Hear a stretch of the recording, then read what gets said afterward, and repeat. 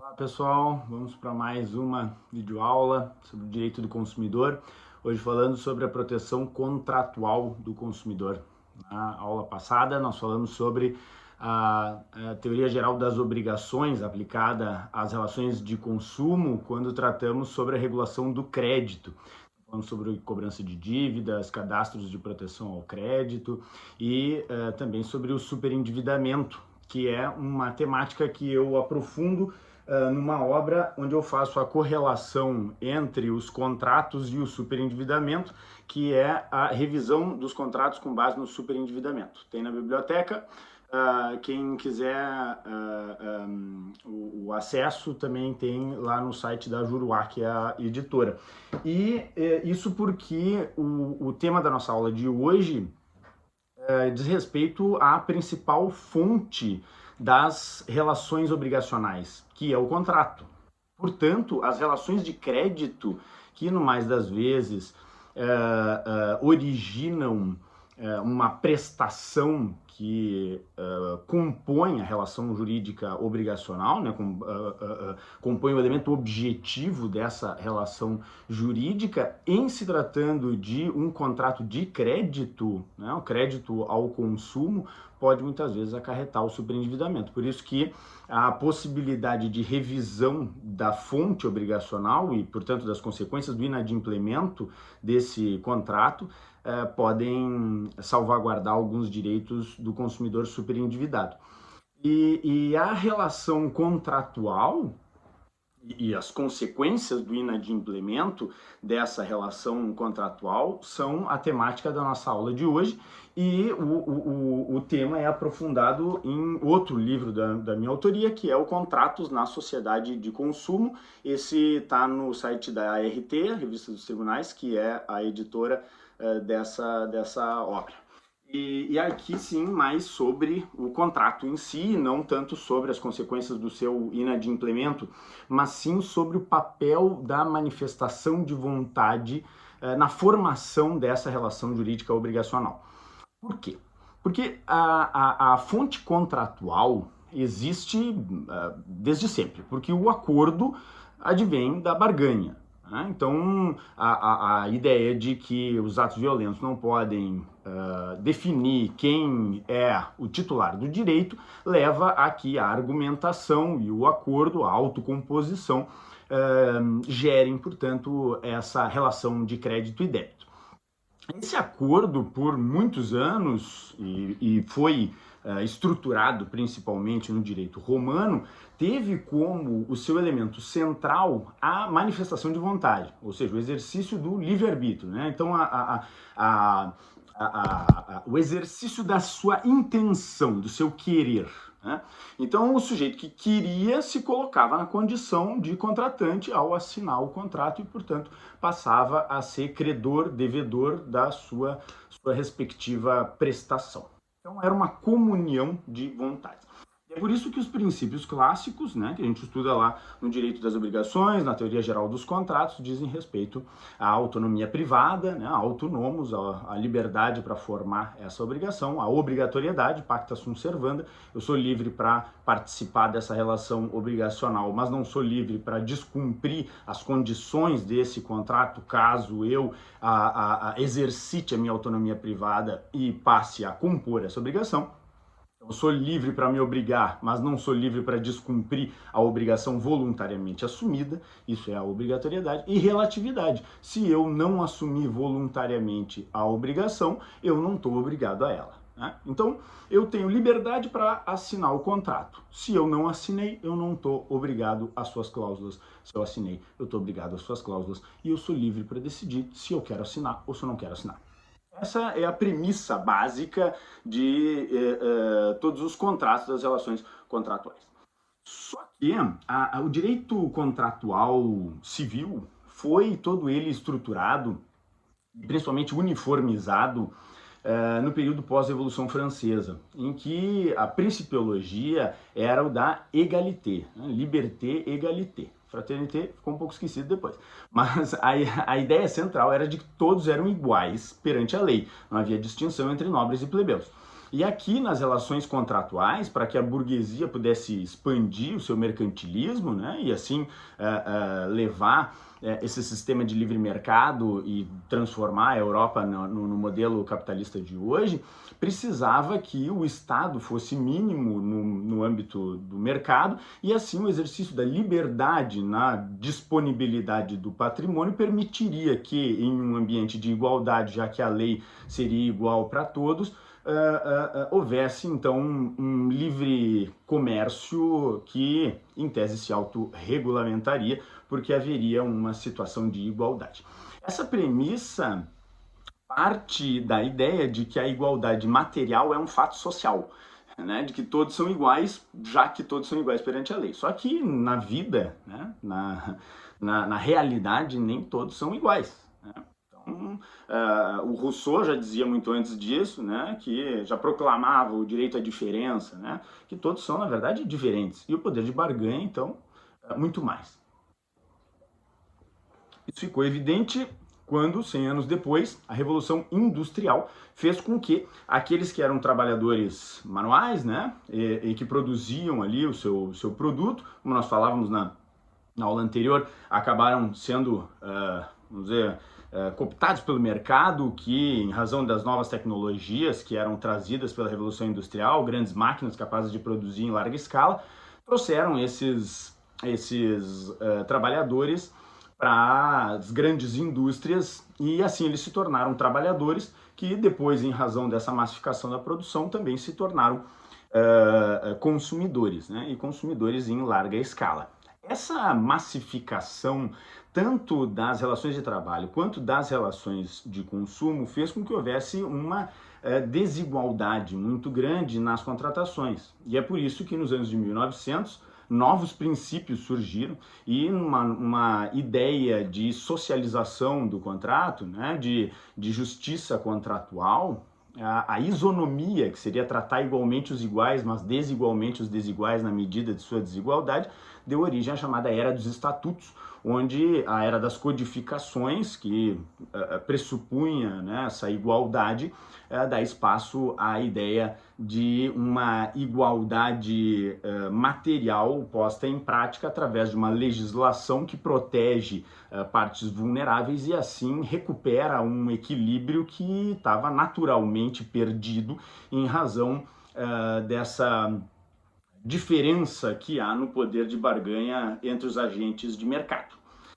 Essa inclusão de novos princípios, né, como o Treu und Glauben, lá, que são as expressões usadas pelo 242 do BGB, né, que é o Código Civil Alemão, e que foi trazido para o Brasil com a expressão boa-fé, permitiu a repensar muitos dos valores que orientavam o direito contratual e que inicialmente era visto como uma oportunidade de uma grande competição, um ambiente onde vence sempre o mais forte e, portanto, um ringue, né, que se assemelhava a um massacre de vulneráveis, já que não havia Estado, uma vez que a Revolução Francesa propôs justamente que o poder público não poderia interferir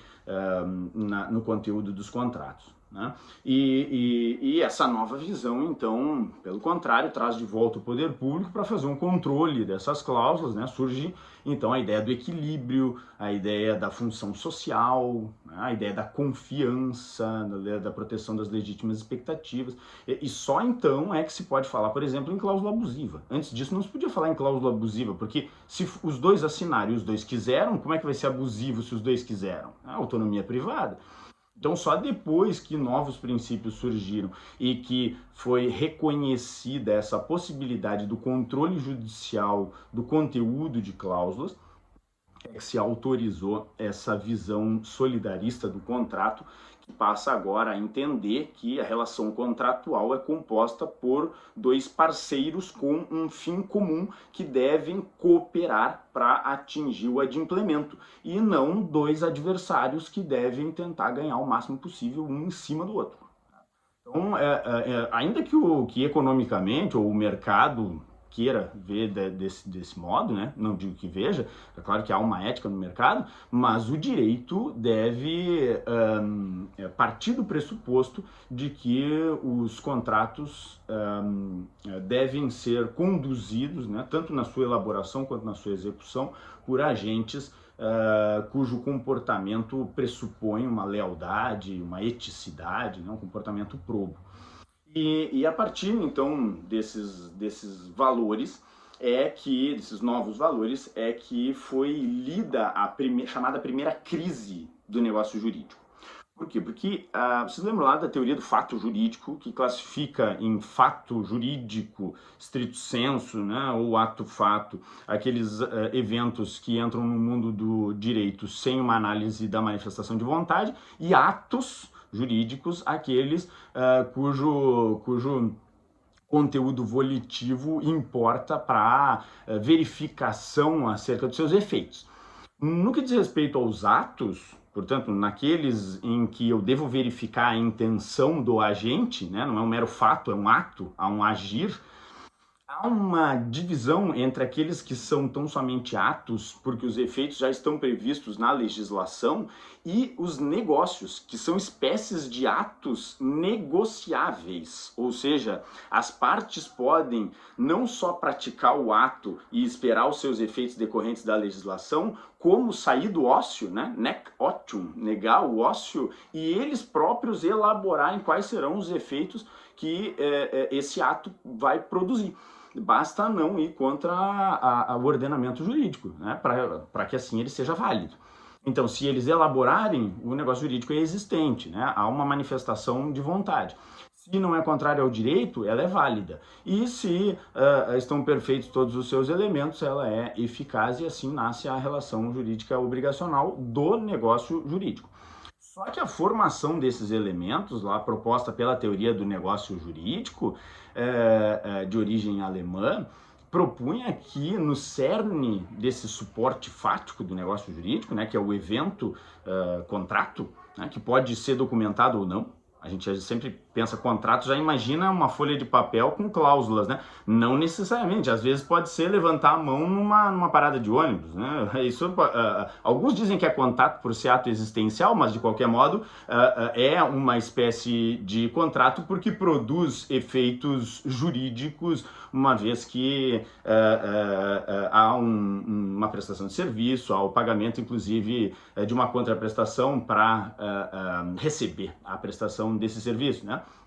Mas então, fechando parênteses aqui, de qualquer modo, nessa negociação, né, na elaboração das condições desse contrato, nesse suporte fático, a teoria do negócio jurídico dizia que havia uma comunhão de vontades, que é o acordo, ou seja, só vontade.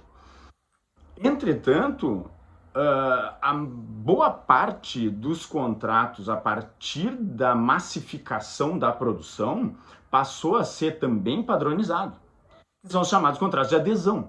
Só que os contratos de adesão já têm o seu conteúdo pré-formulado e, portanto, a manifestação de vontade que se pressupunha estava no cerne do suporte fático, a partir de um acordo, é, na verdade, unilateralmente elaborada. Uma das partes simplesmente adere ao conteúdo volitivo que foi manifestado pelo fornecedor. Né? Então, o contrato de adesão hoje, inclusive, é a regra, né? E claro que isso não foi feito e não é feito propositalmente com o fim de abusar do poder econômico, não é isso, né? Não está aqui fazendo uma análise sobre a aceitação ética ou moral dos contratos de adesão. Eles são necessários a um mercado que é massificado. Não há como partir da folha em branco a cada consumidor que entra na loja. Então, não é uma crítica ao contrato de adesão. O contrato de adesão é algo que necessariamente precisa ocorrer em razão da massificação da produção. A questão é, nós vamos continuar usando a mesma teoria que entende que contratos partem sempre de folhas em branco para analisar contratos que já vêm pré-formulados e são assinados por partes que estão em condição de desigualdade, uma vez que uma delas simplesmente assina e raramente lê as suas condições e se submete a essas condições que não elaborou e que não leu e que tem razões para não ler, porque não pode alterar, né? Dificilmente ele vai poder modificar uma dessas cláusulas, então por isso ele não lê, ele confia. Essa confiança que dá origem a esses outros princípios, né? A boa-fé, o equilíbrio, a função social, né? Acaba sendo, então, fundamental para a compreensão da superação dessa primeira crise do negócio jurídico. Logo depois, uma nova revolução, a revolução tecnológica, que é a que a gente está vivendo hoje, né? E aí vem a segunda crise do negócio jurídico, que é a crise provocada pelo comércio eletrônico.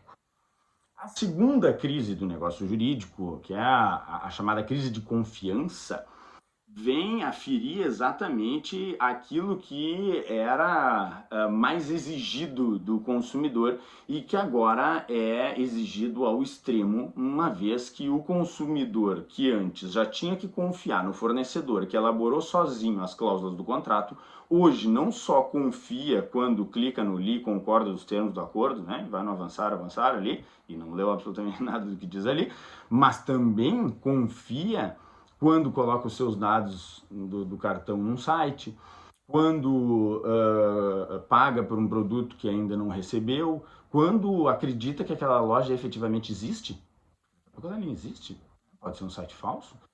Então o consumidor hoje, ele manifesta a sua vontade baseado em dados, informações que estão naquela tela na frente dele, mas ele não tem sequer um ser humano para conversar. Ele foi perdendo direitos a ponto de hoje não ter sequer o direito de diálogo. Né? Ele está diante de uma tela e a tela dá as informações para ele e ele vai simplesmente repetindo o passo a passo que a tela dá, confiando que vai atingir o objetivo que ele quer. E aí entra uma outra discussão, né? Por que ele quer aquilo que ele diz querer? E a origem disso aí tá em outros aspectos que a gente já falou aqui, né? Os aspectos sociológicos, etc., que advém, e a própria publicidade, o marketing, temas que a gente já tratou em aulas anteriores aqui, que também acabam interferindo na manifestação de vontade desse sujeito. No âmbito do comércio eletrônico, isso é ainda mais evidente, né? Porque se o consumidor comum já tinha os seus passos, de certa forma, vigiados, como a gente já falava na identificação de padrões comportamentais em aulas anteriores, aqui no comércio eletrônico, a cada meta tag que eu lanço lá no site de busca, meu perfil, meu algoritmo fica vinculado àquela determinada temática e produtos relacionados àquele produto vão passar a ser dirigidos a mim e assim há um incentivo maior ao consumo de outros produtos que eventualmente eu talvez dispensasse e que em razão dessa sugestão eu acabe consumindo de maneira, digamos, conspícua, né? Ou seja, tanto desnecessária. Então, há um estímulo maior ao consumo no âmbito do comércio eletrônico, né? Então, o comércio eletrônico potencializa esse consumo irrefletido. E é justamente em razão disso que o Código de Defesa do Consumidor, embora date de 1990, período em que não havia internet, o legislador já atento, né, porque a internet, pelo menos o uso comercial dela, né, se deu principalmente a partir da criação do WWW, né, o World Wide Web, que foi em 1991, e o CDC é de 90. Mas já havia, né, o uso, ela começou com fins militares lá durante a década de 70, durante a década de 80 conectou universidades, durante a década de 90 então passou a ter um uso comercial quando se percebeu que o custo era muito mais baixo. Então eu não preciso alugar uma loja, não preciso ter um ambiente físico, não preciso pagar aluguel, nem condomínio, nem água, luz, eu não preciso pagar funcionário, Eu só preciso ter um estoque e mandar pelo correio, né? Então é muito mais barato e por isso muitos passaram a migrar. O consumidor da internet trabalha para essas empresas que são de internet no momento em que elas mesmas ficam preenchendo cadastros, etc., que eram coisas feitas por funcionários das empresas, né? O self-service acaba sendo um trabalho prestado pelo próprio consumidor às empresas que agora passam então esse serviço ao consumidor que sente ter mais autonomia, mas que na verdade continua obedecendo ao passo a passo do site que foi elaborado então pelo próprio fornecedor. Esse ambiente que atinge o consumidor na sua casa sem demandar que ele busque o produto faz com que haja uma compra irrefletida que foi pensada pelo legislador lá no artigo 49. Então aqui é interessante a gente fazer menção. Dei uma lida, claro, toda a seção, o capítulo 6, né? A seção 1 ali tem as disposições gerais, o 46 vai falar do direito à informação, sobre o conteúdo, né, do contrato, 47 sobre a interpretação sempre de maneira mais favorável ao consumidor, a 48 sobre as declarações de vontade constantes nos escritos particulares, recibos, etc. E o 49 aqui é importante porque fala sobre o chamado direito de arrependimento. Ele traz um prazo de 7 dias, chamado prazo de reflexão, que só é aplicado para desfazimento de contratos realizados fora do estabelecimento comercial. Como não havia internet, o código falou por telefone, porque já havia, né, polishop, aquelas coisas que passavam na televisão, então eu ligava, ou a domicílio, iam as pessoas vender livros a domicílio, né, enciclopédias, então isso já havia. Mas com a internet isso se potencializou muito mais e acredito o legislador já estava prevendo que isso era uma possibilidade. E de fato isso se concretizou e hoje esse artigo é muito utilizado para compras na internet. Para compras em loja física isso não se aplica. Só é bem importante aqui a gente discernir o prazo de reflexão, tá? Ou o exercício do direito de arrependimento. O direito material é o direito de arrependimento, tá? O prazo, que é esse prazo de 7 dias, que é processual, é o prazo de reflexão. Esse exercício do direito de arrependimento não tem absolutamente nada a ver com aquele prazo decadencial do vício de 90 dias lá, nada a ver. Porque aquilo lá dos 90 dias é quando o produto tem um problema, ele tem um defeito, tá? Ele não funciona. Aqui, esse prazo de 7 dias, o produto está perfeito, ele funciona, ele não tem problema nenhum, eu só não quero mais, eu só desisti da compra. E isso não acontece na loja física. Se eu fui na loja física, olhei um tênis, provei o tênis, gostei, paguei, saí da loja, dei uma volta no shopping, pensei, por que eu fui comprar esse tênis? Volto na loja e digo, eu quero devolver. Não importa que só se passaram 5 minutos, eu não posso devolver, eu já realizei a compra está feita. Agora, se eu fiz a compra na internet, eu tenho 7 dias para pensar melhor se eventualmente eu não comprei por impulso, já que eu estava em casa às 3 da manhã, não estava refletindo direito, não era algo que eu de fato deveria ter comprado, né? Ou conversei melhor com a minha família, era algo com preço muito significativo, então eu tenho essa possibilidade. O que diz lá o 49? O consumidor pode desistir do contrato no prazo de 7 dias a contar de sua assinatura ou do ato do recebimento do produto ou serviço, sempre que a contratação de fornecimento de produtos e serviços ocorrer fora do estabelecimento comercial, especialmente por telefone ou a domicílio. O que acontece aqui? Aí tem ainda o parágrafo, né? Vamos ler o parágrafo que é importante porque o consumidor não tem qualquer gasto, qualquer custo, inclusive os gastos postais. Aí vamos dizer, mas o fornecedor teve a boa fé de entender que o consumidor queria comprar mesmo, porque ele realmente queria, gastou mandando o produto para casa dele, aí ele simplesmente desistiu, mandou de volta e o fornecedor que mandou o produto teve que gastar com um envio, ainda tem que gastar com pegar de volta o produto? Isso não é uma despesa para esse fornecedor? Sim, é. Só que ele economizou ao não ter loja física, ao não ter funcionários, ao não ter que pagar carteira assinada desses funcionários, luz, água. Isso é o custo que ele tem. É o custo de postagem.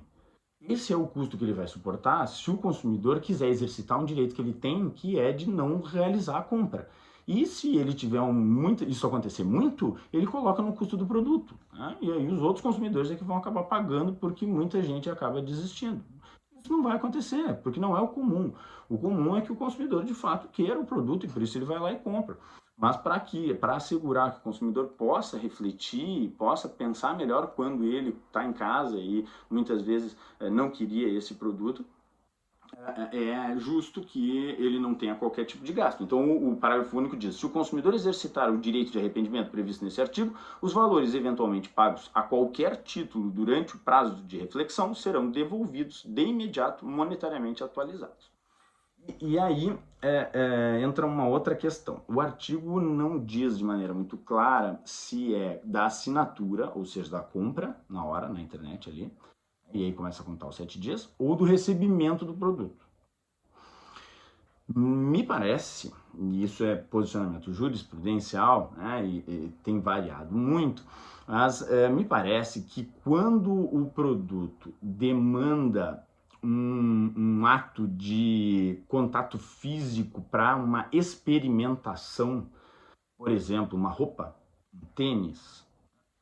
Então, quando é imprescindível para perfectibilização da livre manifestação da intenção do consumidor acerca da compra, o contato com o bem, me parece que deva ser do recebimento do produto, né? Então eu olho o tênis lá no site com uma foto, ele parece ser muito bonito e muito confortável. Eu compro o produto, ele chega em casa, ele não tem defeito nenhum, mas quando eu visto ele no pé, eu não consigo caminhar com ele direito. Não dá para dizer que aquilo é um vício, mas ele não é aquilo que eu imaginei quando eu olhei aquela foto no site. Se eu fosse até a loja, eu teria visto isso na hora de comprar. Eu não tive essa oportunidade porque eu estou usando da plataforma do comércio eletrônico. Eu não quero ter que comprar um produto só porque eu usei da plataforma do comércio eletrônico. Produto caro que eu não me agradou, não aproveitou a ideia de teoria da qualidade, ainda que não haja vício do produto. Mas eu tenho essa possibilidade de me arrepender. Então eu vou lá e devolvo o produto dentro desse prazo de 7 dias. Agora, se não há necessidade, né, propriamente, de ter esse contato, né, propriamente com o produto, porque só um conteúdo, né, um livro, eu já sei qual é o conteúdo dele, né? E mais, há algumas situações onde esse direito pode, inclusive, ser questionado. São aquelas situações onde a compra do produto gera uma impossibilidade de devolução, como no caso de produtos virtuais, por exemplo. Então, eu comprei pela internet um livro em PDF. Eu posso, em 7 dias, desistir da compra e mandar de volta? Dá, porque agora eu já baixei para o meu computador, eu já tenho o livro. Então, é difícil defender a ideia de direito de arrependimento. Então, me parece que nessa situação possa o fornecedor entender que é uma situação onde haveria a possibilidade de questionamento do exercício desse direito de arrependimento. E, claro, caberia ao juiz averiguar, no caso concreto, vendo todas as vicissitudes, se é o caso ou não. Outra questão importante sobre o direito contratual está lá nos direitos básicos. É uma outra temática que permeia todo o código, né, que é o artigo 6º. O artigo 6º, no inciso 5º, diz que são direitos básicos do consumidor a modificação das cláusulas contratuais que estabeleçam prestações desproporcionais ou sua revisão em razão de fatos supervenientes que as tornem excessivamente onerosas. Esse primeiro livro que eu tinha comentado com vocês, Revisão dos Contratos mais o Superendividamento, toda a primeira parte dele é dedicada à revisão dos contratos. E há uma discussão que remonta a muitos séculos já, né? Até a página 183 é no âmbito do Código Civil, e depois da 365 até a 459 é no âmbito do Código de Defesa do Consumidor. E são muitas teorias. O que se pode resumir é que No âmbito do Código Civil, se adotou a teoria francesa chamada de teoria da imprevisão. E essa teoria da imprevisão traz diversos requisitos, como a imprevisibilidade do evento, né? Então, situações como a pandemia agora do coronavírus tem que ser imprevisíveis, tem que gerar uma onerosidade excessiva na parte que pretende revisar o conteúdo do contrato, né, as cláusulas do contrato. Deve gerar uma vantagem exagerada para outra parte, que dificilmente vai ser reconhecido em muitos desses contratos. Deve ser extraordinária, fora da área contratual. Então, é uma série de requisitos que, na prática, tem dificultado muito a revisão usando-se o Código Civil. O Código de Defesa do Consumidor, por muitos anos, se disse que adotou a chamada teoria da onerosidade excessiva de origem italiana, mas a maioria da doutrina vai dizer que é a teoria da base objetiva, que foi criada pelo Ortmann, mas foi aprofundada a teoria da base é do Ortmann, mas a teoria da base objetiva foi aprofundada pelo Larens quando desmembrou a base em objetiva e subjetiva e não exigiu a imprevisibilidade, determinando que só era necessário que houvesse uma alteração na base, são as circunstâncias fáticas do evento.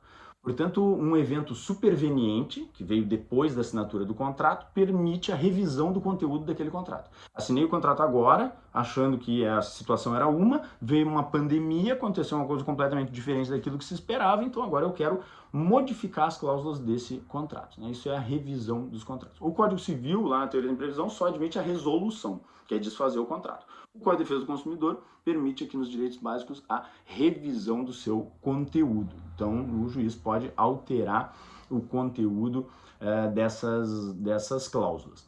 Só que boa parte da doutrina alemã passou a dizer que a teoria da base objetiva exige a imprevisibilidade do evento. E o Código de Defesa do Consumidor não fala absolutamente nada sobre imprevisibilidade, que é um elemento, um requisito difícil. Ele é de muito difícil demonstração. Dizer que se o contrato foi assinado em novembro já tinha pandemia em Wuhan, lá na China, já dava para prever, era de se imaginar ou não era. Se era de se imaginar, não colocaram no contrato porque era um risco que o sujeito estava admitindo, ou não colocaram no contrato porque era totalmente imprevisível. E aí passa a ser uma subjetividade que dificulta muito a discussão sobre a possibilidade de revisar os efeitos dessa contratação.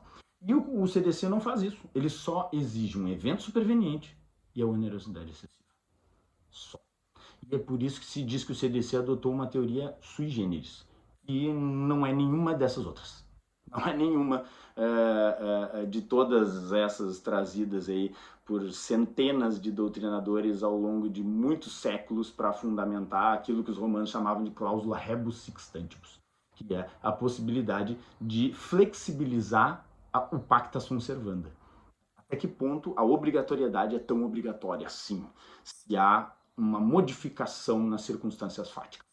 Essa é a grande questão que se abre na revisão dos contratos pela onerosidade excessiva prevista lá no artigo 6º, inciso 5º do CDC.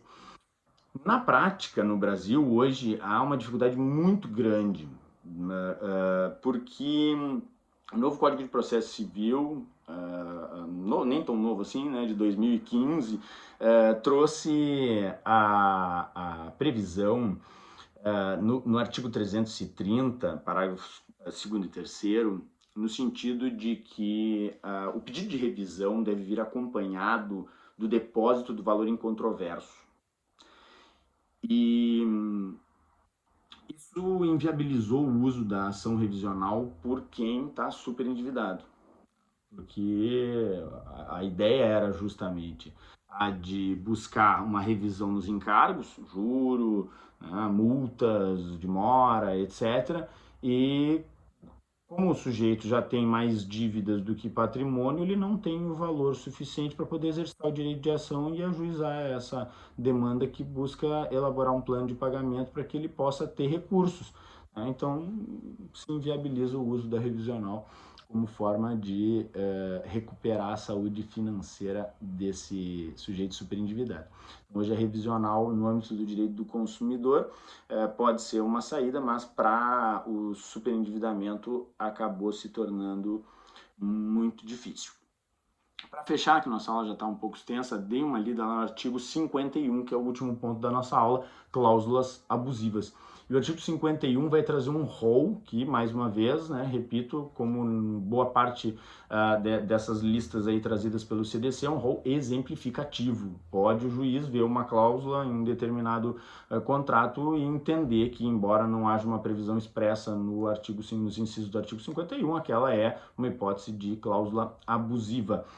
E então afastar a sua aplicação, né? Realizar aquilo que os portugueses chamam de redução do negócio jurídico, que é manter o contrato, simplesmente risca aquela cláusula que o juiz entendeu que é abusiva, né? Como se botasse uma tarja preta em cima dela, essa cláusula é tida por não lida, né? Faz de conta que ela não está aqui. É isso que o juiz faz quando ele anula uma determinada cláusula. Claro que se for uma cláusula central, né, essencial para aquele contrato, ele pode afetar o contrato inteiro e aí o juiz vai resolver. Mas em podendo manter o contrato, né, o princípio da manutenção dos pactos, ele pode então afastar tão só e unicamente aquela cláusula. O artigo 51 então vai trazer todos esses incisos e diz ali no seu caput são nulas de pleno direito, entre outras, tá aí a ideia, né, do rol exemplificativo, as cláusulas contratuais relativas ao fornecimento de produtos e serviços e aí vem uma lista, né, com diversas hipóteses. Vou pedir para que vocês então deem uma lida. É importante fazer uma pesquisa jurisprudencial para entender o que os tribunais, principalmente os tribunais superiores, têm entendido sobre cada um desses incisos. Traz aqui então nesses incisos todas essas hipóteses trazidas pelo legislador. Questão importante. São nulas de pleno direito, diz o caput do 51. Nulas de pleno direito, vocês lembram lá da teoria das nulidades, né? Quer dizer nulidade absoluta. Nulidade absoluta pode ser decretada ex officio.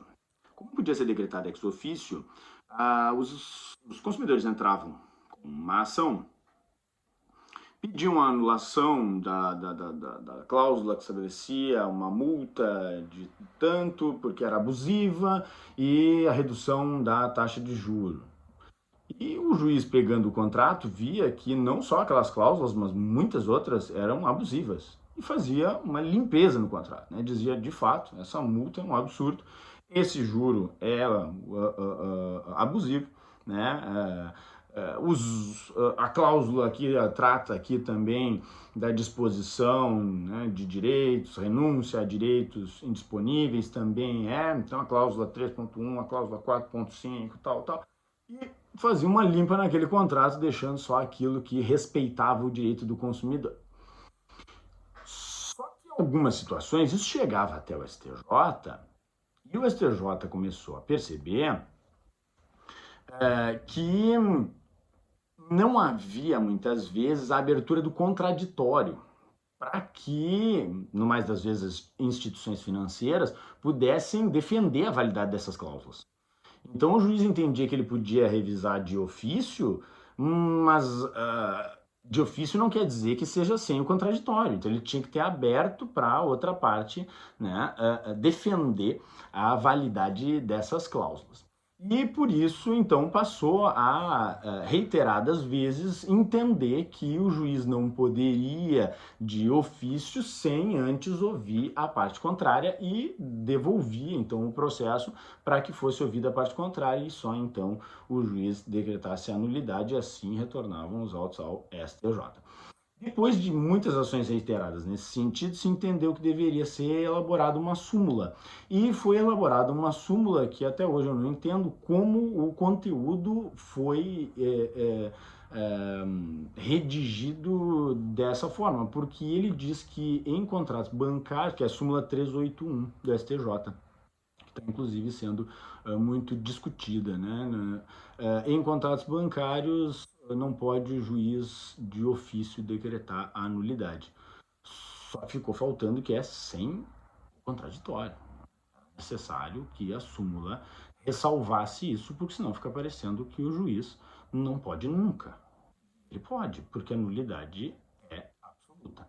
E os tribunais têm aplicado a súmula como ela está sendo redigida, entendendo que em contratos bancários a nulidade prevista no artigo 51 seria relativa, e que o juiz não pode de ofício. Então, me parece aí um bom momento para o STJ revisar a redação dessa cláusula, né? E dessa súmula, perdão, e permitir então que os juízes analisem a validade das cláusulas de ofício, claro, respeitando aí todos os princípios processuais. Certo, pessoal? Valeu, gente, um abraço.